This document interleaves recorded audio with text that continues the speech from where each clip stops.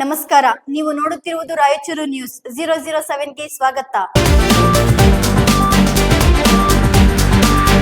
ಹೊಕ್ರಾಣಿ ಯುವತಿ ಅತ್ಯಾಚಾರ ಮತ್ತು ಕೊಲೆ ಪ್ರಕರಣ, ಸಿರ್ವಾರ ಪೊಲೀಸ್ ಠಾಣೆಯ 4 ಪೊಲೀಸರ ಅಮಾನತ್.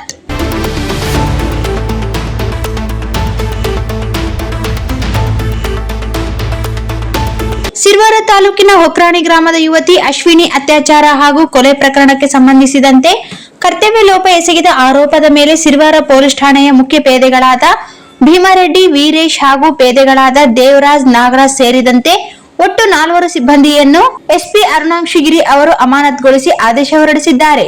ಪ್ರಕರಣದ ಹಿನ್ನೆಲೆ: ಸಿರ್ವಾರ ತಾಲೂಕಿನ ಹೊಕ್ರಾಣಿ ಗ್ರಾಮದಲ್ಲಿ ಬುಧವಾರ ಸಂಜೆ ಬಹಿರ್ದೆಸೆಗೆ ತೆರಳಿದ್ದ ಯುವತಿ ನಾಪತ್ತೆಯಾಗಿದ್ದಾರೆ ಎಂದು ಪಾಲಕರು ಸಿರ್ವಾರ ಪೊಲೀಸ್ ಠಾಣೆಗೆ ಮಾಹಿತಿ ನೀಡಿದ್ದರು.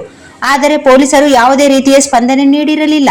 ಠಾಣೆಗೆ ತೆರಳಿ ದೂರು ನೀಡಿದರೂ ಸಿಬ್ಬಂದಿ ಸ್ಥಳಕ್ಕೆ ಭೇಟಿ ನೀಡದೆ ನಿರ್ಲಕ್ಷ್ಯ ತೋರಿದ್ದರು ಎಂದು ಯುವತಿಯ ಪಾಲಕರು ಹಾಗೂ ದಲಿತ ಸಂಘಟನೆಯ ಪದಾಧಿಕಾರಿಗಳು ಆಕ್ರೋಶ ವ್ಯಕ್ತಪಡಿಸಿದ್ದರು. ಬಳ್ಳಾರಿ ಐಜಿಪಿ, ರಾಯಚೂರು ಜಿಲ್ಲಾಧಿಕಾರಿ ಹಾಗೂ ಪೊಲೀಸ್ ವರಿಷ್ಠಾಧಿಕಾರಿಗಳು ಸ್ಥಳಕ್ಕೆ ಆಗಮಿಸಿದಾಗ ಪ್ರತಿಭಟನಾಕಾರರು ಅವರ ಮುಂದೆ ಧರಣಿ ನಡೆಸಿ ದೂರು ಸಲ್ಲಿಸಿದ್ದರು. ಕರ್ತವ್ಯದಲ್ಲಿ ಗಂಭೀರ ಲೋಪವೆಸಗಿದವರ ವಿರುದ್ಧ ಕಠಿಣ ಕ್ರಮ ಕೈಗೊಳ್ಳಬೇಕೆಂದು ಆಗ್ರಹಿಸಿದ್ದರು.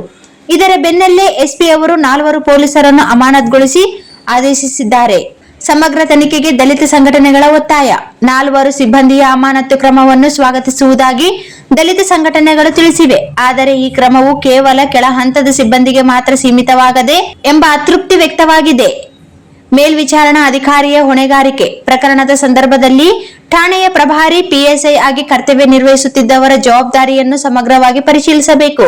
ಸಾರ್ವಜನಿಕರ ಅನುಮಾನ: ಕೇವಲ ಕೆಳ ಹಂತದ ಸಿಬ್ಬಂದಿಯನ್ನು ಅಮಾನತುಗೊಳಿಸುವುದು ಗುಬ್ಬಿ ಮೇಲೆ ಬ್ರಹ್ಮಾಸ್ತ್ರ ಪ್ರಯೋಗಿಸಿದಂತಾಗಿದೆ ಎಂಬ ಅಭಿಪ್ರಾಯ ಸಾರ್ವಜನಿಕರ ವಲಯದಲ್ಲಿ ಮೂಡಿದೆ. ಕಾನೂನಿನ ಮುಂದೆ ಎಲ್ಲರೂ ಸಮಾನ. ಪ್ರಭಾರಿ ಪಿಎಸ್ಐ ಹುದ್ದೆಯಲ್ಲಿದ್ದವರ ವಿರುದ್ಧ ಯಾವುದೇ ಕ್ರಮ ಕೈಗೊಳ್ಳದಿರುವುದು ದುರಂತ. ಜವಾಬ್ದಾರಿಯುತ ಹುದ್ದೆಯಲ್ಲಿರುವ ಅಧಿಕಾರಿಗಳ ಕರ್ತವ್ಯ ಲೋಪವನ್ನು ತನಿಖೆಗೆ ಒಳಪಡಿಸಬೇಕು. ಜಿಲ್ಲಾ ಪೊಲೀಸ್ ವರಿಷ್ಠಾಧಿಕಾರಿಗಳು ಈ ಪ್ರಕರಣದ ಸಂಪೂರ್ಣ ತನಿಖೆ ನಡೆಸಿ ಸ್ಥಾನಮಾನವನ್ನು ಲೆಕ್ಕಿಸದೆ ನಿಜವಾದ ತಪ್ಪಿತಸ್ಥರ ವಿರುದ್ಧ ಕಾನೂನುಬದ್ಧ ಕ್ರಮ ಕೈಗೊಳ್ಳಬೇಕು. ಇದರಿಂದ ಪೊಲೀಸ್ ಇಲಾಖೆಯ ಮೇಲಿನ ಸಾರ್ವಜನಿಕರ ವಿಶ್ವಾಸ ಮತ್ತಷ್ಟು ಬಲಗೊಳ್ಳಲಿದೆ ಎಂದು ದಲಿತ ಸಂಘಟನೆಗಳು ಒತ್ತಾಯಿಸಿವೆ.